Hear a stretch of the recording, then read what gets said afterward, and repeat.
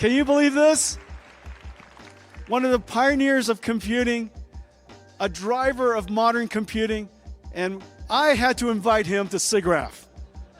I guess my first question for you is, how do you see the advances of generative AI at Meta today? And I think it was back in 2018 we showed some of the early hand tracking work on for our VR and mixed reality headsets.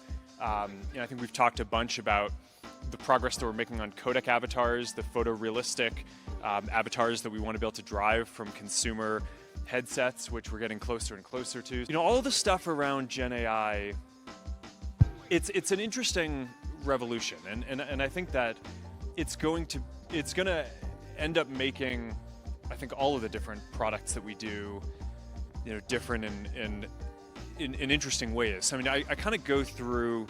You can look at the big product lines that we have already. So things like the feed and recommendation systems and Instagram and Facebook, and we've kind of been on this journey where that's gone from just being about connecting with your friends, and the ranking was always important because even when you were just following friends, if someone did something really important, like your cousin had a baby or something, it's like you want that at the top. You'd be pretty angry at us if we it was buried somewhere down in your feed.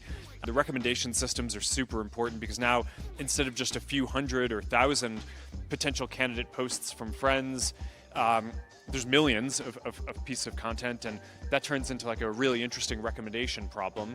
And with generative AI, I think we're going to quickly move into this zone where not only is the majority of the content that you see today on Instagram just recommended to you from kind of stuff that's out there in the world that matches your interests, and whether or not you follow the people. I think in the future, a lot of this stuff is going to be created with these tools too.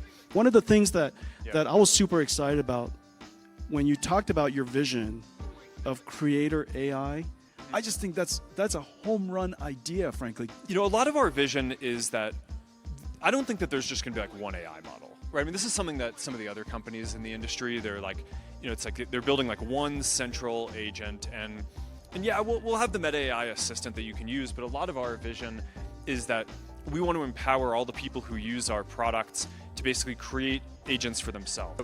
The one that we're just starting to roll out more now is we call it AI Studio, and it basically is a set of tools that eventually is going to make it so that every creator can build sort of an AI version of themselves as sort of an agent or an assistant that their community can interact with. So I think when we think about the next computing platform, we kind of break it down into mixed reality, the headsets, and the smart glasses. And the smart glasses, I think it's easier for people to wrap their head around that and wearing it, because it's pretty much everyone who's wearing a pair of glasses today that'll get upgraded to smart glasses, and that's like more than 1 billion people in the world. The VR MR headsets, I think some people find it interesting for gaming or different uses, some don't yet. My view is that they're going to be both in the world. I think the smart glasses are going to be sort of the mobile phone, kind of always on version of the next computing platform, and the mixed reality headsets are going to be more like your workstation or your game console, where when you're sitting down for a more immersive session and you want access to more compute. I mean, the glasses are just very small form factor. There are going to be a lot of constraints on that. Just like you can't do the same level of computing on a phone. During COVID, when everyone kind of went remote for a bit, it's like you're spending all this time on Zoom.